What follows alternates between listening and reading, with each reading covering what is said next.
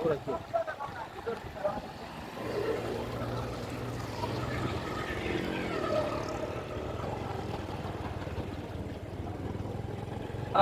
আলাইকুম ভিউয়ার্স। বিগত কয়েকদিন আগে নর্থ ইস্টর সামনে পানি আছিল, তো পরে পানি কমছে। বর্তমানে আবার এখন বর্তমানে যে পরিমাণে বৃষ্টি ওই হোক পানি কি পরিমাণে বাড়ছে। মেইন রোডের মধ্যে পানি ওই হোক কি পরিমাণে মানুষ কষ্ট করে। ও সিএনজি একটা হয় দেখো, সিএনজি একটা স্টার্ট না পানি লাগিয়া মেইন রোডের মধ্যে পানি।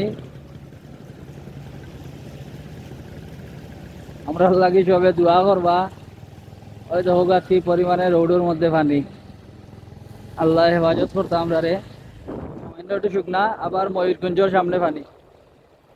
ও আপনারা দেখাই আর লগে থাকবা।